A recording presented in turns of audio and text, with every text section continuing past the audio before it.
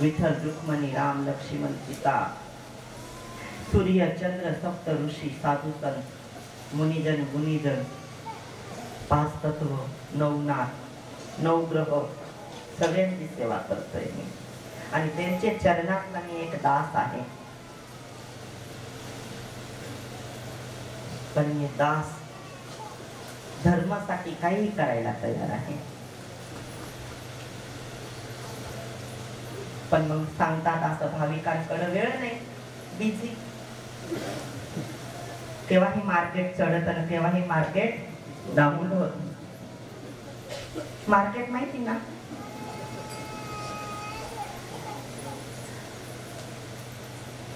कुदरतनी साथ दिलं तर कोळाला चांगलं प्रवचन करू, देवांना बोलवू आणि त्या दिवशी आज फक्त 1.25 तासासाठी देव उभं राहणार आहे.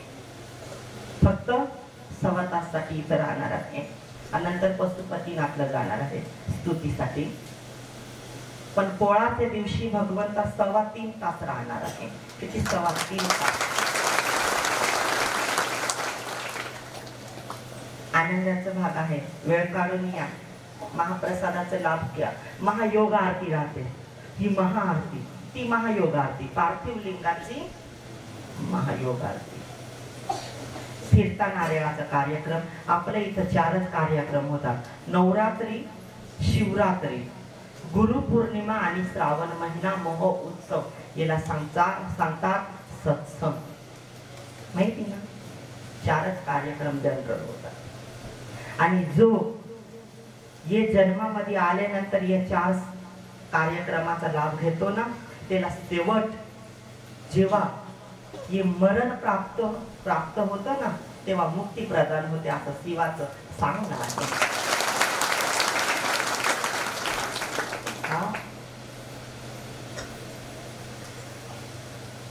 बरेच म्हातारे माणसे मला त्यांनी गुरु केलं, त्यांचे पोरं येत होते. काहींचं चांगलं झालं, प्रदोष दिवशी आवळे फक्त मिनिट सुद्धा ठेवती नाही. का ठेवती नाही? तर भगवानाला आवडतं म्हणून भगवान ठेवत नाही, डायरेक्ट हृदयाजवळ ठेवतो भगवंता. तर काही लोक मरायला लय घाबरते. पण तेव्हा मरायला पाहिजे तर जेव्हा माणसाचं आयुष्य संपील तेव्हा, मधीच नको. तिथं कोणतंही आयुष्य भेटत माणसाला.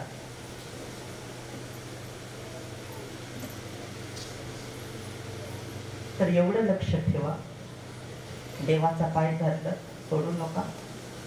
सुख दुःख हे येणारच. महिन्यानी या 15 दिवसांनी आपण देवाची भेटी घ्या. स्वार्थ म्हणून देवाची भक्ती करू नका. जीवनामध्ये आपले कार्याला केव्हाही वेळ येऊ दे.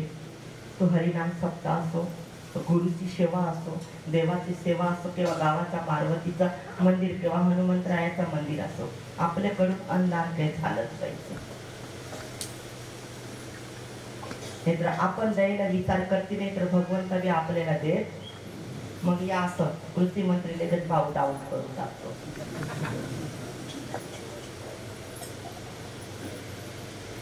जवळपास महाआरतीचा वेळ झालेला आहे.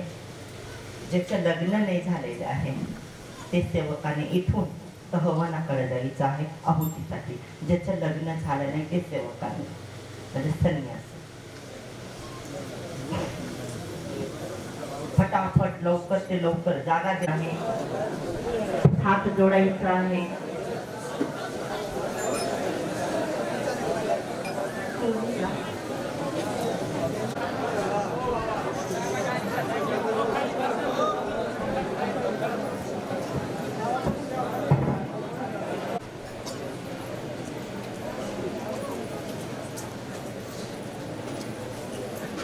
एक वेळेस खाली पडायचं आहे.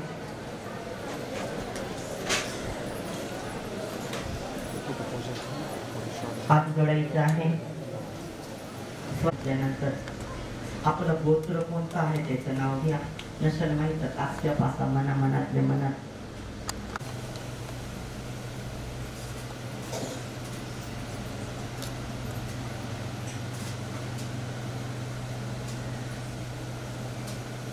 गायत्री मंत्र झालं का म्हणे?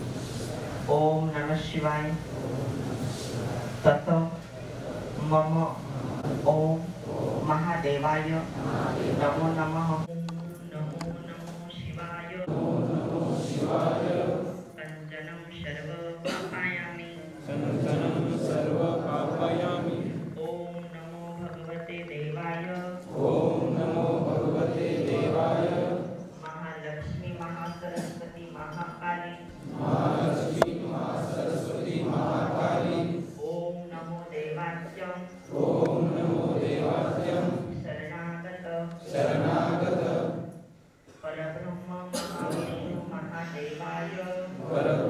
महाविष्णु महादेवाय देवो देव भवत्यम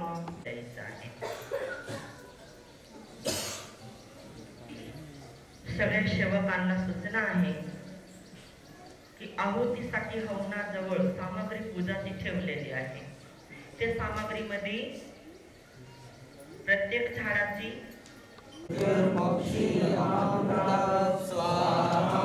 ओम त्र्यंबकं यजामहे सुगन्धिं पुष्टिवर्धनं उर्वारुकमिव बन्धनं मृत्युर्मोक्षीयमामृतात् स्वाहा. ओम त्र्यंबकं यजामहे सुगन्धिं पुष्टिवर्धनं उर्वारुकमिव बन्धनं मृत्युर्मोक्षीयमामृतात् स्वाहा. ओम त्र्यंबकं यजामहे सुगन्धिं पुष्टिवर्धनं उर्वारुकमिव बन्धनं मृत्युर्मोक्षीयमामृतात् स्वाहा.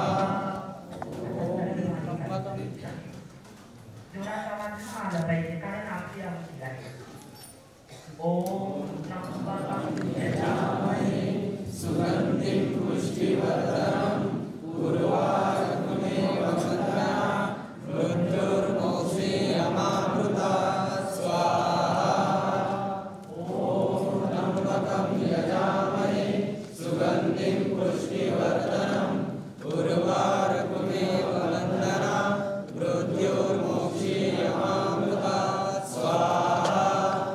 ओम त्र्यंबकं यजामहे सुगन्धिं पुष्टिवर्धनं उर्वारुकमिव बन्धनं मृत्युर्मोक्षीयमामृतात् स्वाहा. ओम त्र्यंबकं यजामहे सुगन्धिं पुष्टिवर्धनं उर्वारुकमिव बन्धनं मृत्युर्मोक्षीयमामृतात् स्वाहा. मनात एक वेळ पुन्हा गायत्री मंत्रामध्ये होत आहे. गायत्री मंत्र माहिती आहे ना? ओम भूर्भुवस्वः तत्सवितुर्वरेण्यं भर्गो देवस्य धीमहि धियो यो न प्रचोदयात्.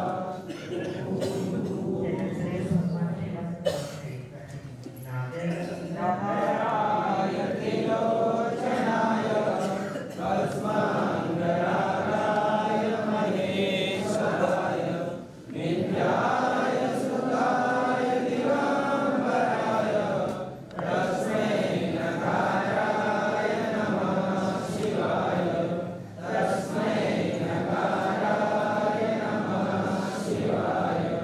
तस्मै नकाराय नमः शिवाय.